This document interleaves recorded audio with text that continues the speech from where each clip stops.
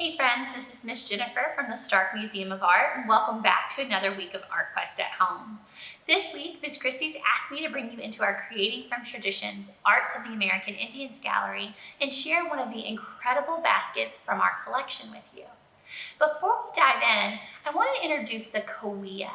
The Cahuilla are an indigenous people who lived and still live in a region that we know as Southern California in the United States of America.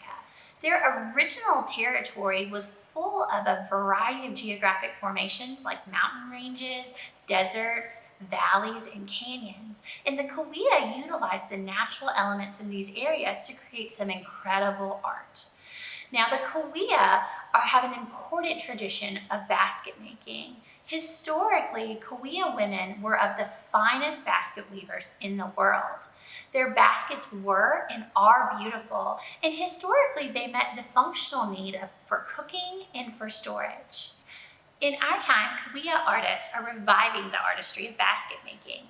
Now that we have learned a little bit more about the Cahuilla, let's take a closer look at this tray by Cahuilla artist Ramona Lubo. What do you see? What catches your eye? What details do you notice? You may have noticed that this object appears to be a basket. You may have even described it as a tray. It features designs in a variety of colors.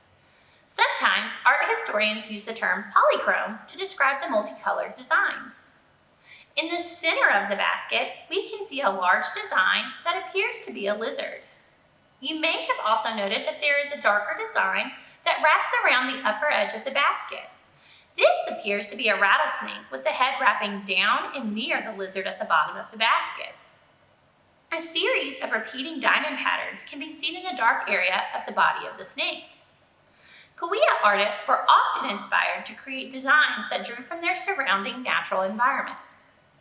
This tray was created by Ramona Lubo in 1918. Lubo was a Cahuilla woman and master basket weaver who lived from around 1853 to 1922. Lubo used a coiling technique to create this tray. Now, I'm holding a basket made by one of our teaching artists that also used a coiling technique. Notice that the basket, the coils wrap around counterclockwise, and that the materials wrap around this coil to create the basket. In the Cahuilla tradition, weaving a basket could take months. Natural materials like juncus and sumac, like what Lubo used, would have to be gathered and prepared before the basket could be made. You may have noticed that this 100-year-old basket features a variety of colors. Cahuilla basket weavers often use juncus, a plant that had a naturally red portion near its root. Do you see any shades of red in this basket weaving? How would you describe the color along the bottom of the basket? They would also sometimes boil juncus with berries to make it black. Do you see shades of black in this basket weaving? How would you describe the color on the outer walls of this basket? Well, I know you have to be excited to be making your own multicolored work of art this week, and I hope that you were inspired by seeing how Cahuilla artist Ramona Lubo used both natural materials and the natural surroundings to create such an incredibly beautiful basket. Now, let's head over and see what Miss Christie's got for you in the studio. All right, so for this section, we're going to do our gallery sketchbook activity. And we're going to be drawing a basic basket, and you're going to try to hide an animal picture inside it. Let's get started. You'll need your pencil and your sketchbook. Okay, so we're going to do a sketch of a basket. We're going to start out with a basic oval. These aren't so easy to draw all the time, so if you need to stop and erase and go back and make it just the way you like it, take some time and do that. Okay. Then we're going to make some diagonal lines that come down from the side. And we'll do the same on this side. All right. Now we're going to add the curved bottom, and it should curve just like the top of our basket. All right. Now, this could be an ordinary bowl. How are we going to make this look like a basket? Of course, we're going to have to show the way it's woven. A very simple way to draw and show that something's woven is like this. We're going to draw diagonal lines.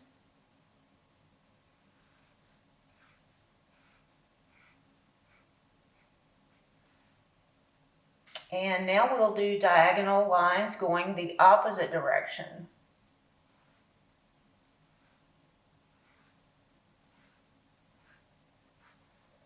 Okay, so now we're going to add a lip to our basket. And all that really is another line that runs parallel with the oval that we already have here. So we have one arched this way, and the one on the front will arch this way.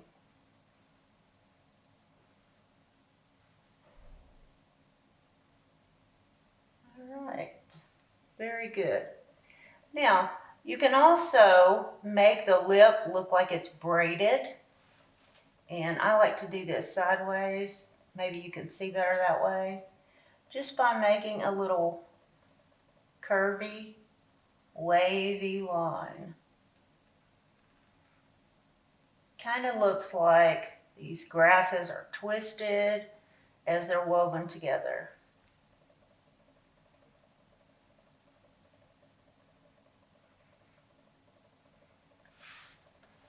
All right.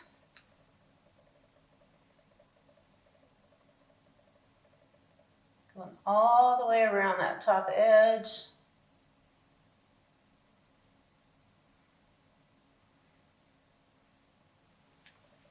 Very nice. Now, we need to add this basket weave on the inside. So we're going to do the same process with diagonal lines, but we're not going to draw as hard on the inside. We just want to hint that it's a basket and it's woven.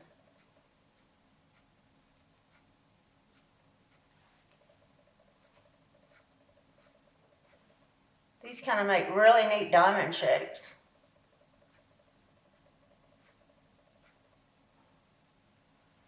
Okay. Now, the next thing we are going to do is draw an animal from our environment and put it inside our basket.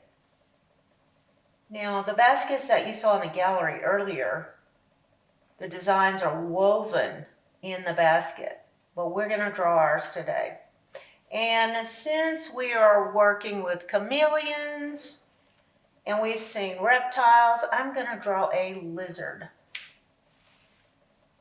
You can draw any animal that you like.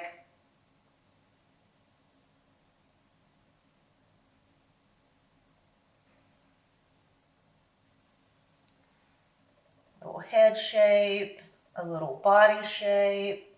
We'll give him a long lizardy tail. And a few legs.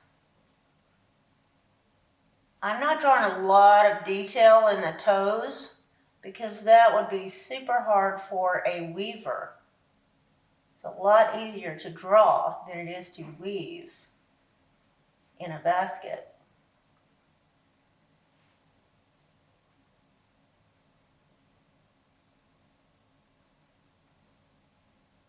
All right, this one looks like a gecko.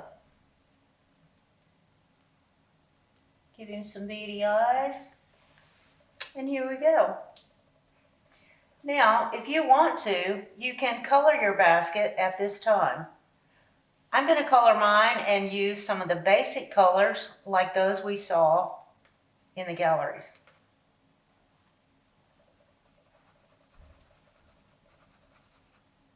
Add a little shading just to give it a little depth. Okay, so you can see that I've added some color to my basket. I used a lot of natural earthy colors because baskets are always made from natural and earthy objects and grasses. I've also got my little black colored gecko in here. And there you have it, a simple basket drawing with a simple animal hidden inside. I like it. Play around with your sketchbook. These are really good tools to use before we get ready for our next project.